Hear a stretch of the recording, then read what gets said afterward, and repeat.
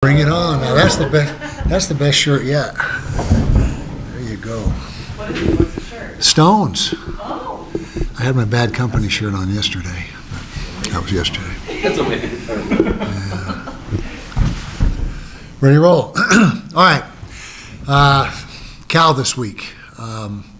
First of all, coming up on the halfway point of the season. This will be, for us at least, exactly halfway. Both coming off losses, ironically enough, to Oregon State, both us and Cal. They're much improved on offense this year. They're averaging over 400 yards and over 30 points a game. I think it's 425 and 32 to be exact, something like that. And very balanced, almost exactly the rushing and passing yardage is very similar, about 215 on each in each phase. They're 3-3, and we got them at home, which will be nice. We love playing in front of our crowd here at Rice Eccles, so that'll be a positive. 1 o'clock kick, another positive. We seem to have lucked out this year with the afternoon or the early afternoon kicks or even morning kicks. So that's been a nice, pleasant change for us.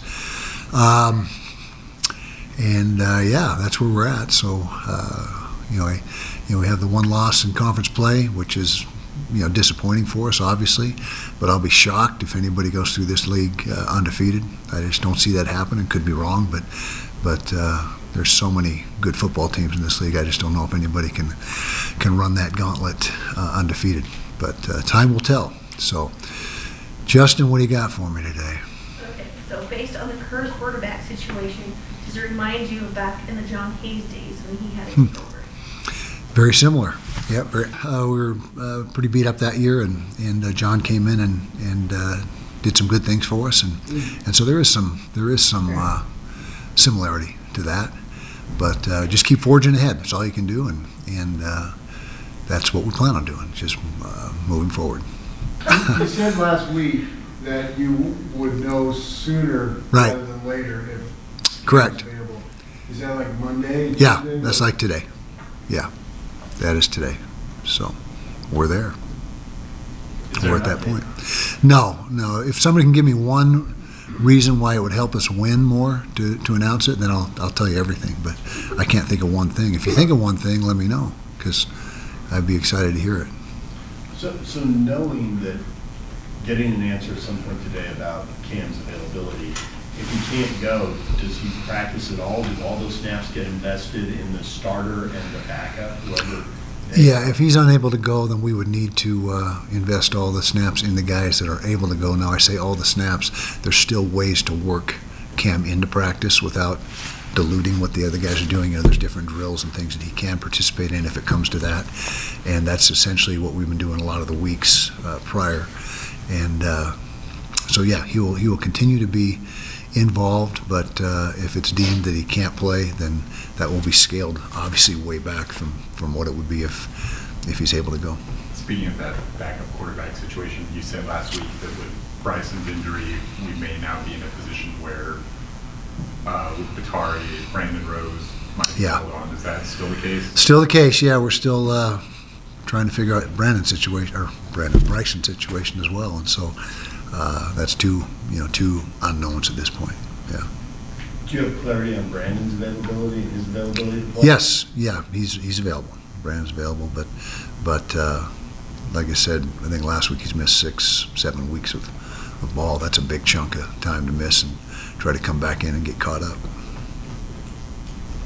With Cal, you said they're a balanced team. Is there anything particular from that Oregon State game that you can glean from that, or is it a different type of a game based on? Well, they went with a different quarterback. They went back to number 15, and that was I don't want to say a surprise, but we were expecting to see the other guy when we turned on the film or when we watched the game. I'm sure most of us watched it live. But RPO team. Apparently they've committed to number 15. That's who we expect to see. I guess that's speculation as well. But we have a pretty good idea that's who it'll be. Good running backs. Impressed with their running backs, 1 and 22 in particular. You got the receiver that's got a bunch of balls, 30-plus catches. But again, it was an offensive shootout with Oregon State. It was a 50-something, 40-something. So a lot of offense in that game, very, very dramatically different than what we experienced at Oregon State. It was more of a defensive showdown. So a different type of game. Your defense has played really, really well.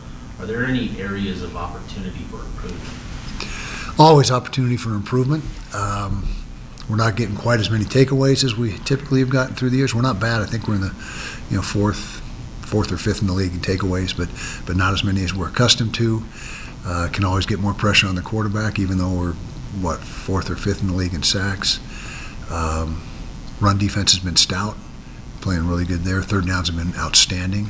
And that's really a critical stat that a lot of people overlook, because the third down is a mini turnover. If you stop third down, you're getting the ball back. And so, and also fourth downs as well. We lump them all into conversion downs. Third and fourth down are conversion downs.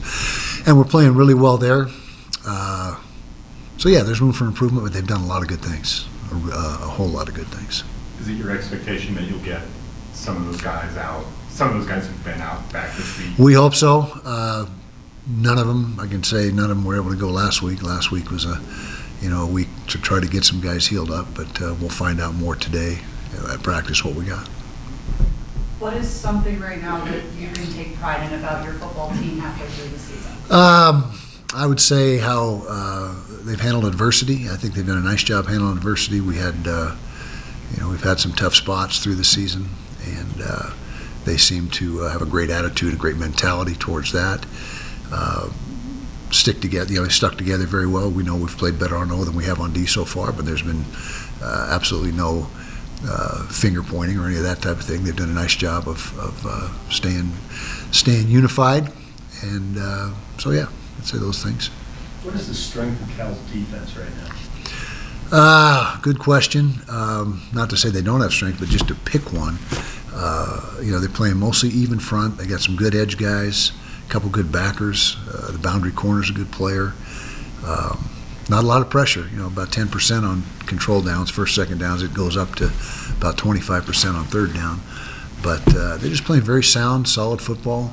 And Coach Wilcox is a really good defensive coach. I mean, that's his forte. And you're always going to get sound schemes and fundamentals and technique out of teams that he coaches. 4 teams, before you even got to the halfway point, have had to play multiple quarterbacks, obviously including yourselves.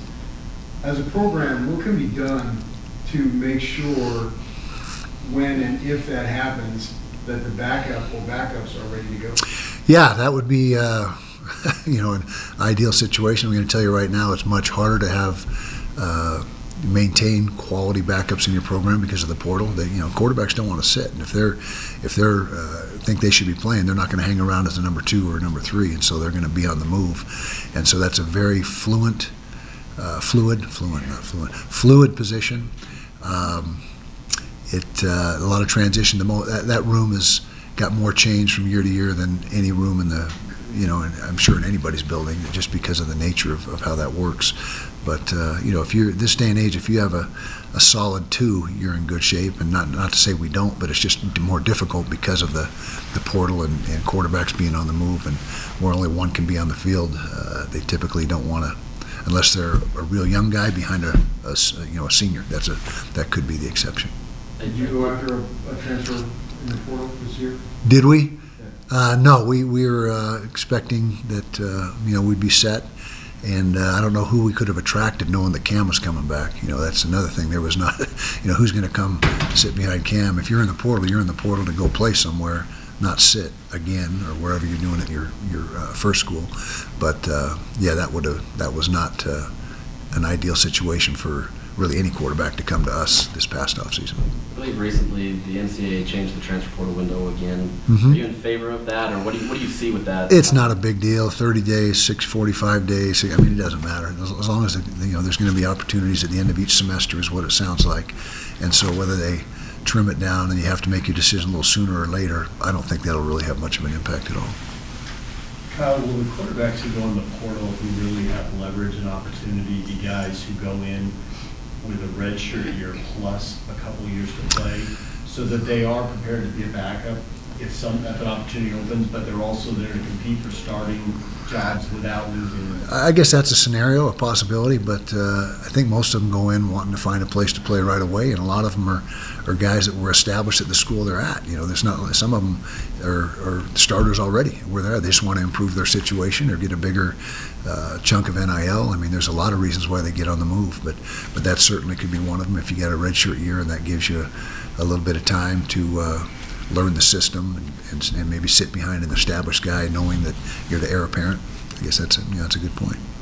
Johnny Maillet was always listed as the starter at center, obviously was injured coming in.